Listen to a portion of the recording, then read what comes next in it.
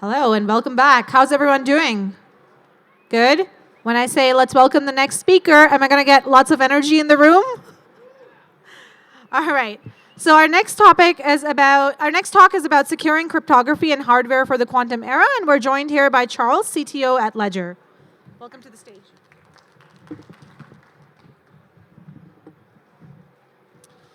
Hi, everyone.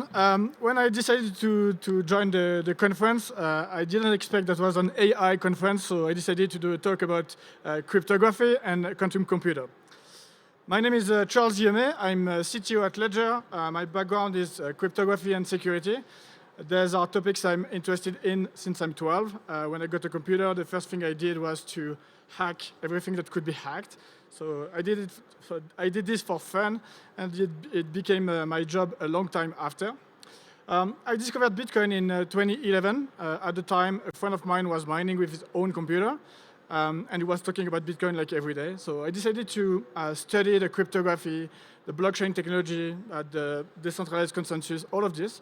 I thought that was amazing, but I didn't really get the use case, and so I didn't get interested more in Bitcoin at the time, and I started to be interested in Bitcoin in 2017 when I joined Ledger.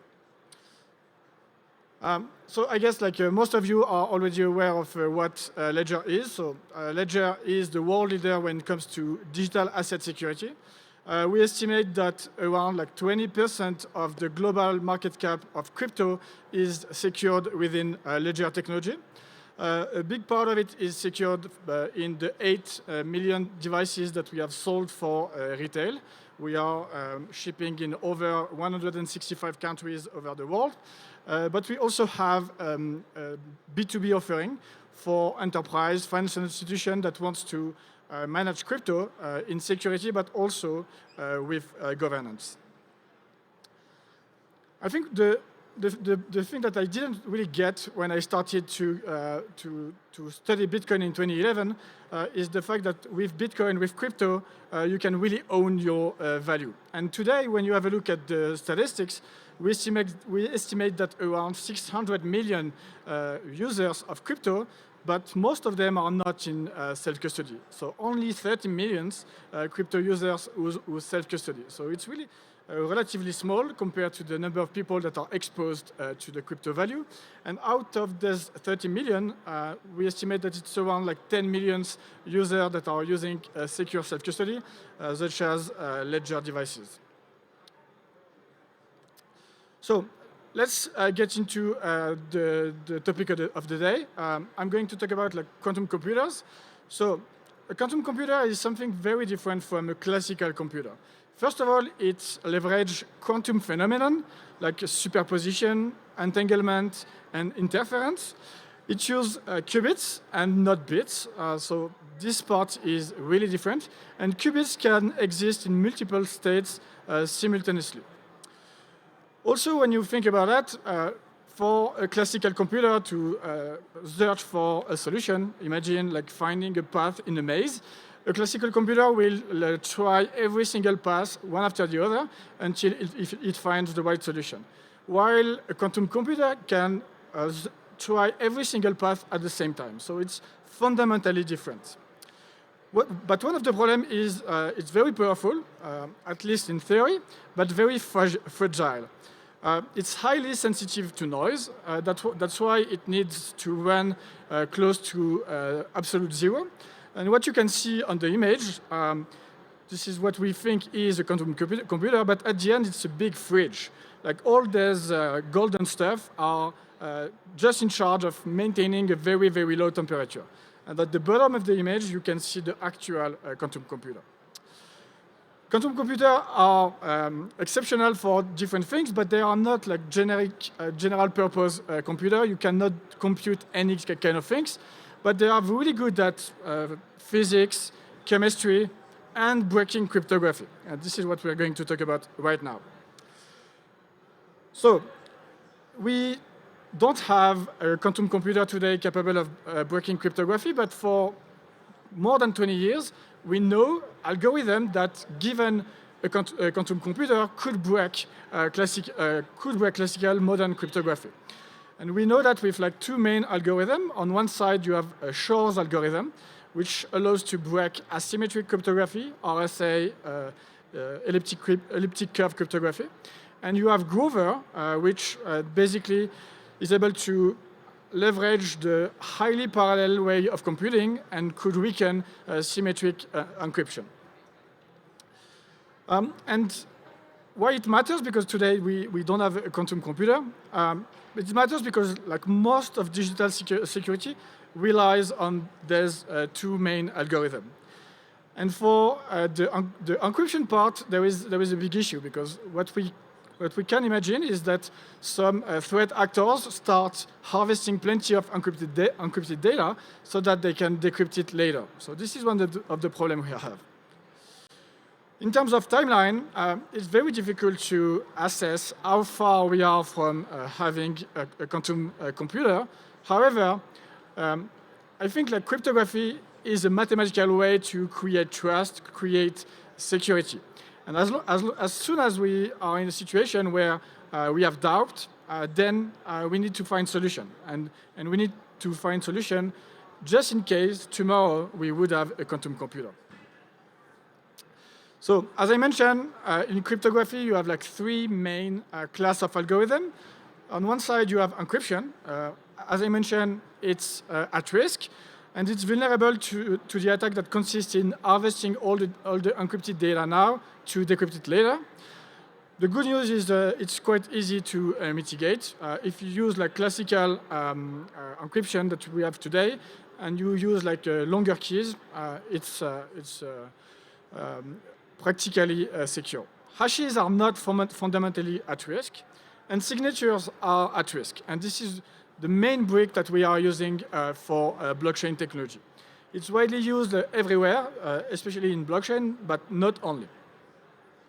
And there's algorithms are not safe against a large quantum computer.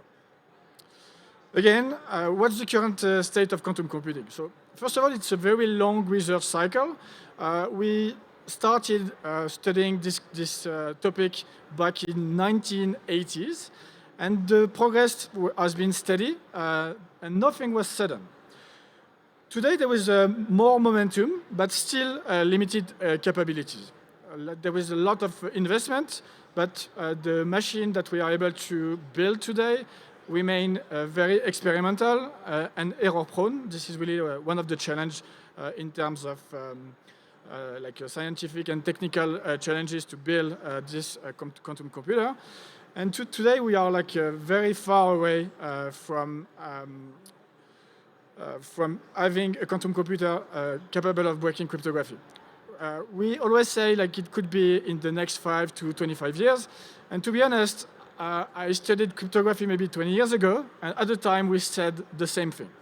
I feel the situation is quite different, but we are saying that we will have a quantum computer very soon for quite some time now.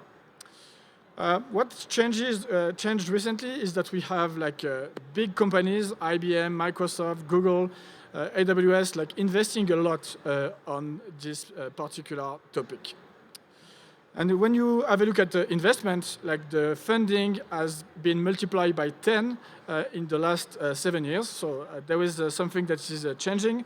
Quantum is now like a strategic technology race. Again, how far are we from breaking modern cryptography?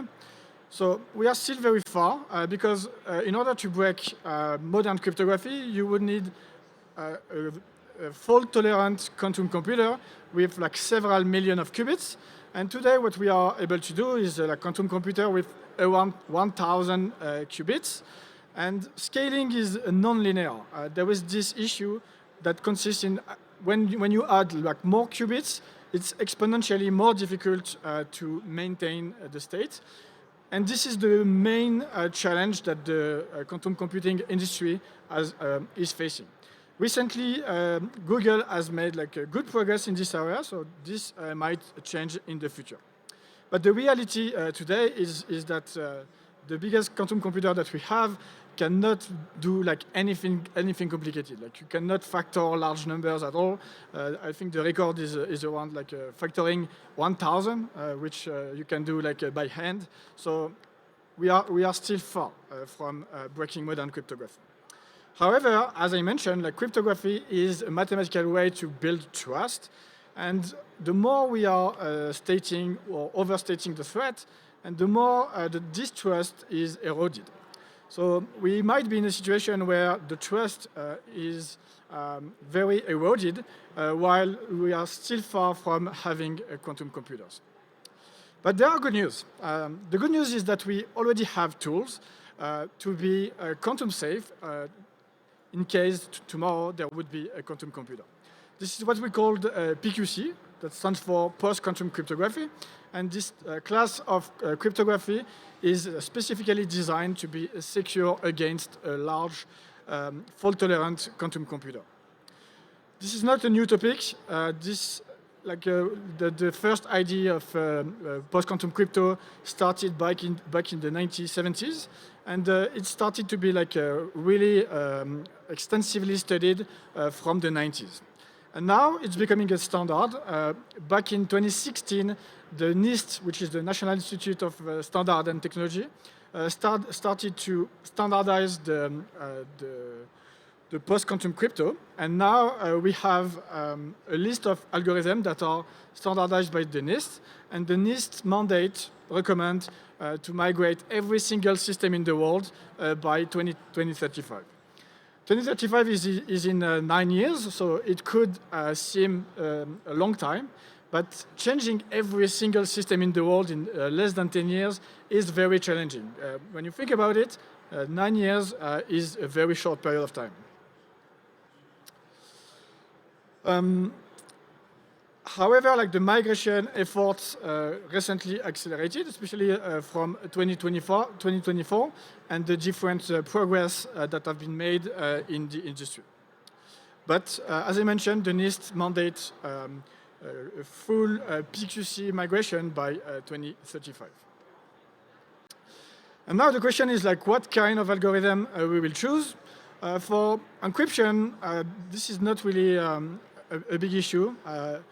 Most of people agrees on which algorithm to use. It's Kyber, and I think for this one it's really a non-brainer. We should move towards Kyber as soon as possible because of the harvest now, decrypt later problem.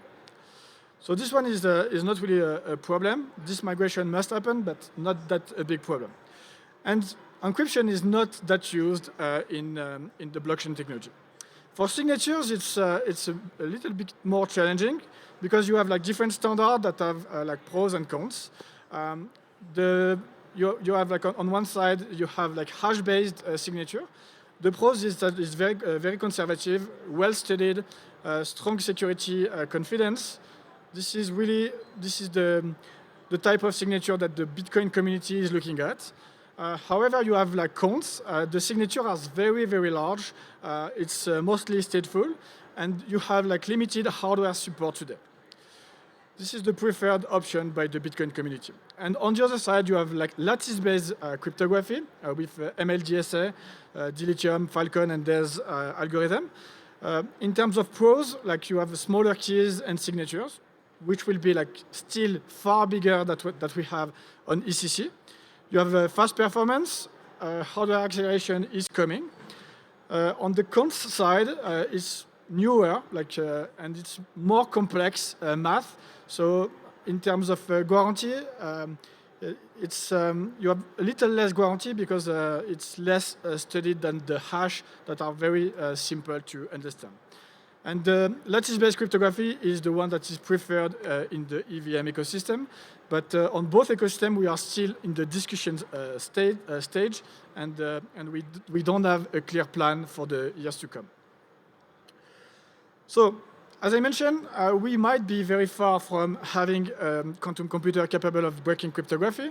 However, like this transition is inevitable, and the faster we start doing this transition, and the better it is, because we have to transition every single system in the world, from banking, internet, defense, and crypto, obviously. everything will need to be upgraded, and this requires a lot of coordination, standardization, and a lot of work at the end. So this will take years, and we shouldn't lose any time. And blockchain face a specific challenge because you need to reach a consensus, and we built blockchains so that they are like as decentralized as possible, and it makes things a little bit more difficult to agree on a plan and to activate the plan. At Ledger, we have built operating systems that are running on the device and also on the HSM. The operating system is basically a big cryptographic toolbox that provides cryptographic services to the application. Bitcoin is an application that requires to the operating system cryptographic services for signature. And what we are going to do is to add new primitives in order to support post-quantum crypto. We can do like a hash-based and lattice-based cryptography on device, and this is probably what we are going to do. However, in terms of like hardware support, so today we can implement everything in software within our devices. It's not ideal, but it's possible. So we can already support this new algorithm. And in the next generation of secure elements, smart cards, and HSM, we will have hardware support directly, which will make the implementation more secure and faster. However, on our side, we are still dependent from the migration of the EVM and Bitcoin and so on. We can implement every single post-quantum crypto algorithm on device. If Bitcoin and Ethereum that do not migrate, we don't solve any problem. Implementing new cryptography comes with new challenges. It opens a new class of attacks. And we have a dedicated team at Ledger, which is called the Dungeon, that is doing like security research in order to clearly understand the new attack vector that can come with the implementation of this new post-quantum crypto algorithm. So as I mentioned, we are leveraging like smart card technology, secure element, and today this smart card do not provide like a hardware acceleration primitive to build this post-quantum crypto, but in the next generation devices, that will be the case. So to finish with, as I mentioned, the research in a quantum computer is progressing well. We are still very far from having a quantum computer capable of breaking modern cryptography. However, as I mentioned, cryptography is a mathematical way to create trust, and as soon as this trust is eroded, we need to move towards like post-quantum cryptography. And the good news is that we have the tool. Now it's just a matter of coordination and reaching a consensus on building the plan to move towards post-quantum crypto. Thank you for your attention.